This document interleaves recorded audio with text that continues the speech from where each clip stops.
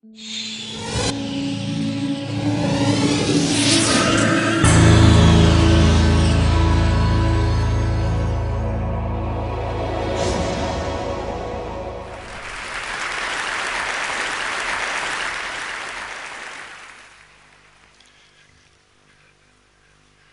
first of all, let me thank Emeka for, as a matter of fact, TED Global for putting this conference together. And this conference is going to rank as the most important in the beginning of the 21st century. Think African governments will put together a conference like this? You think the AU will put together a conference like this? Even before they do that, they will ask for foreign aid. I will also like to pay homage and honor to the TED Fellows, June Arunga, James Shikwati, Andrew, and the other TED Fellows. I call them the Cheetah Generation. The Cheetah Generation is the new breed of Africans who brook no nonsense about corruption. They understand what accountability and democracy is. They're not going to wait for government to do things for them. That's the Cheetah Generation. And Africa's salvation rests on the backs of these cheetahs. In contrast, of course, we have the Hippo Generation. The Hippo Generation are the ruling elites. They are stuck in their intellectual patch, complaining about colonialism and imperialism. They wouldn't move one foot. You ask them to reform their economies, they're not going to reform it because they benefit from the rotten status quo. Now, there are a lot of Africans who are very angry at the condition of Africa. Now, we're talking about a continent which is not poor, it is rich in mineral resources, natural mineral resources. But the mineral wealth of Africa is not being utilized to lift its people out of poverty. That's what makes a lot of Africans very angry. And in a way, Africa is more than a tragedy in more ways than one. There's another enduring tragedy, and that tragedy is there are so many people, so many governments, so many organizations who want to help the people in Africa they don't understand. Now, we're not saying don't help Africa. Helping Africa is noble. But helping Africa has been turned into a theater of the absurd. It's like the blind leading the clueless. There are certain things that we need to recognize. Africa's begging bowl leaks. Did you know that 40% of the wealth created in Africa is not invested here in Africa? It's taken out of Africa. That's what the World Bank says. Look at Africa's begging bowl. It leaks horribly. There are people who think that we should pour more money, more aid into this bowl which leaks. What are the leakages? Corruption alone costs Africa $148 billion a year. Yeah, put that aside. Capital flight out of Africa, $80 billion a year. Put that aside.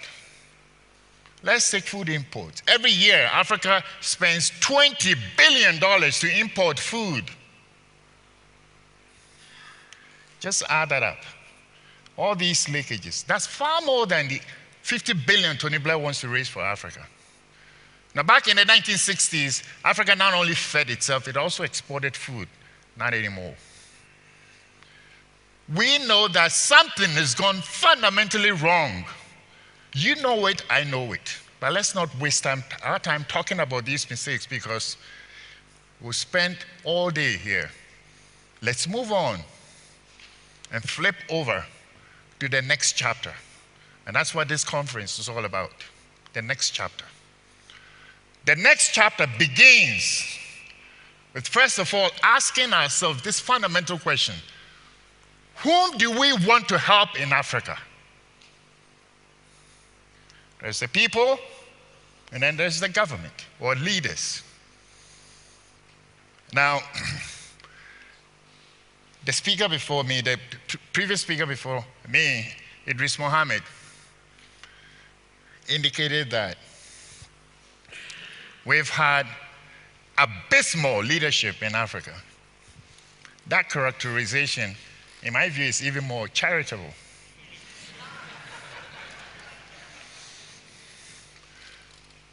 I belong to an internet discussion forum, an African internet discussion forum, and I asked them, I said, since 1960, we've had exactly 204 African heads of state since 1960.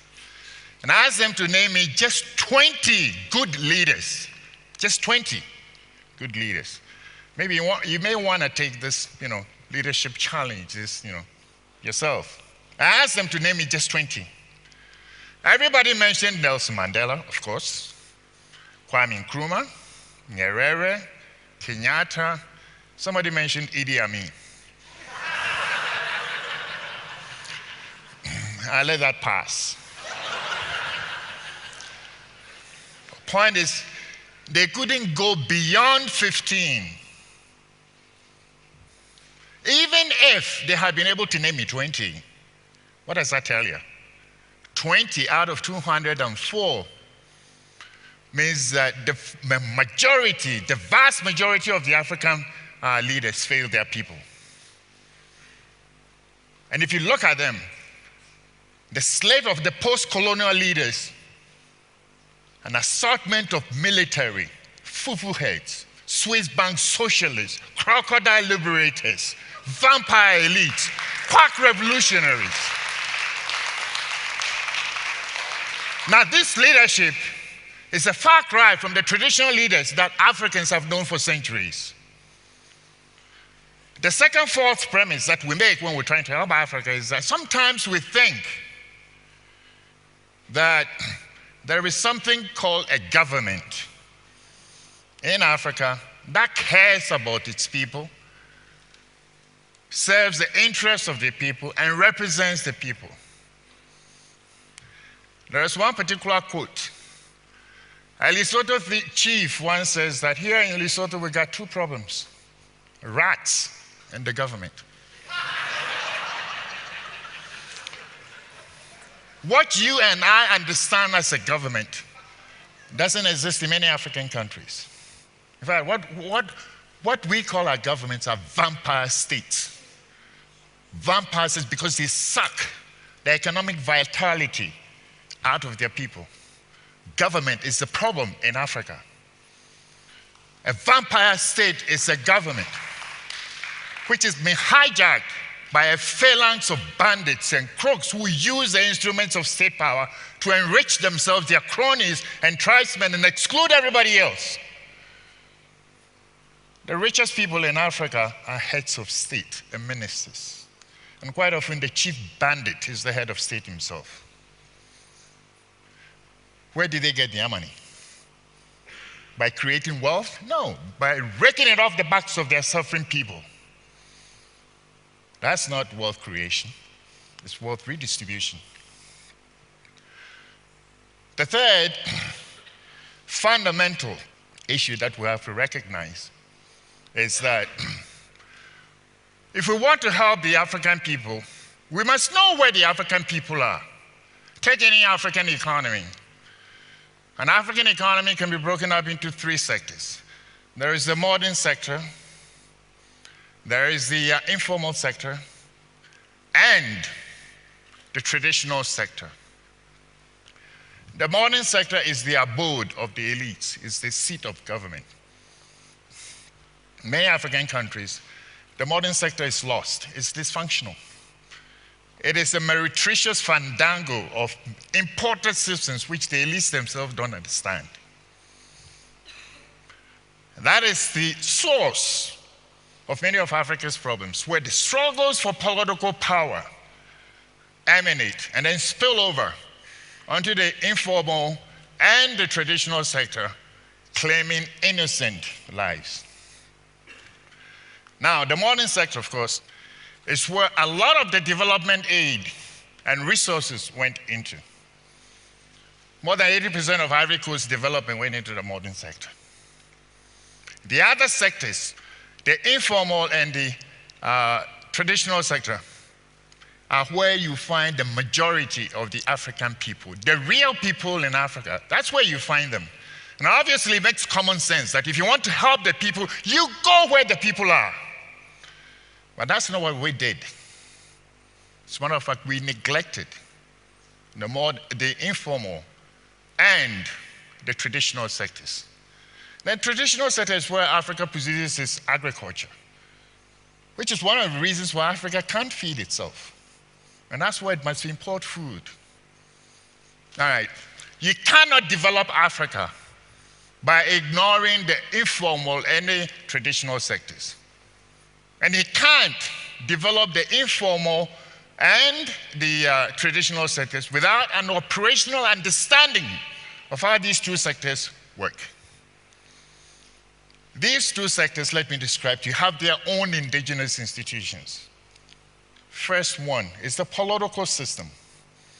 Traditionally, Africans hate governments. They hate tyranny. If you look into their traditional systems, Africans organize their states in two types. The first one belonged to those ethnic societies who believed that the state was necessarily tyrannous. So they didn't want to have anything to do with any centralized authority. These societies are the Igbo, the Somali, the Kikuyus, for example. They have no chiefs. The other ethnic groups, which did have chiefs, made sure that they surrounded the chiefs with councils upon councils upon councils to prevent them from abusing their power. In the Ashanti Kingdom, for example, the chief cannot make any decision without the concurrence of the Council of Elders. Without the council, the chief can't pass any law. And if the chief doesn't govern according to the will of the people, he will be removed. If not, the people will abandon the chief, go somewhere else and set up a new settlement. And even if you look in ancient African empires, they were all organized around one particular principle, the confederacy principle, which is characterized by a great deal of devolution of authority, decentralization of power. Now, this is what I have described to you. This is part of Africa's indigenous political heritage. Now, compare that to the modern systems. The ruling elites established on Africa. It's a total far cry. In the economic system, in traditional Africa, the means of production is privately owned. It's owned by extended families. You see, in the West, the basic economic and social unit is the individual. The American will say, I am because I am and I can damn well do anything I want anytime. The accent is on the I. In Africa, the Africans say, I am because we are. The we connotes community, the extended family system. The extended family system pulls its resources together. They own farms. They decide what to do, what to produce. They don't take any orders from their chiefs. They decide what to do. And when they produce their crops, they sell the surplus on marketplaces. When they make a profit, it is theirs to keep, not for the chief to sequester it from them. So in a nutshell, what we had in traditional Africa was a free market system. There were markets in Africa before the colonialists stepped foot on the continent. Timbuktu was one great big market town. Kando, Salaga, they were all there. Even if you go to West Africa, you notice that market activity in West Africa has always been dominated by women. So it's quite appropriate that this section is called a marketplace. The market is not alien to Africa. What Africans practiced was a different form of capitalism. But then, after independence, all of a sudden markets, capitalism became a Western institution. And the leader said, Africans were ready for socialism. Nonsense. And even then, what kind of socialism did they practice? The socialism that they practiced was a peculiar form of Swiss bank socialism, which allowed the head of states and the ministers to rip and plunder Africa's deposit treasuries for deposit in Switzerland. That is not the kind of system Africans had known for centuries. What do we do now? Go back to Africa's indigenous institutions. And this is where we charge the tutors to go into the informal sectors, the traditional sectors. That's where you find the African people. And I'd like to show you a quick little video about the informal sector, about the boat building that I myself trying to mobilize Africans in the diaspora to invest in. Could you please show that?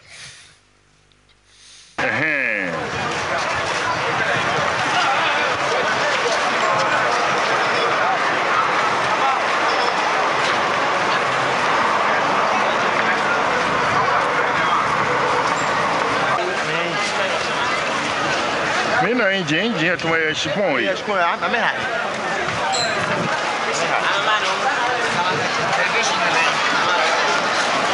Ghanaians have gone fishing in these small boats. Here's an enterprise. This is by a local Ghanaian entrepreneur using his own capital. He's getting no assistance from the government, and he's building such a bigger boat. A bigger boat will mean more fish will be caught and landed. Means that you will be able to employ more Ghanaians. It also means that you will be able to generate wealth, and then it will have what economists call external effects on the local economy. All that you need to do, all that the elites need to do is to move this operation into something which is enclosed so that the operation can be made more efficient. Now, it is not just this informal sector. There is also traditional medicine. 80% of Africans still rely on traditional medicine. The modern health sector has totally collapsed. Now, this is an area, I mean, there is a trove of wealth in the traditional medicine area. This is where we need to mobilize Africans, in the diaspora especially, to invest in this. We also need to mobilize Africans in the diaspora, not only to go into the traditional sectors also, but to go into agriculture and also to instigate change from within. We were able to mobilize Ghanaians in the diaspora to instigate change in Ghana and bring about democracy in Ghana. And I know that with the Cheetahs, we can take Africa back one village at a time. Thank you very much.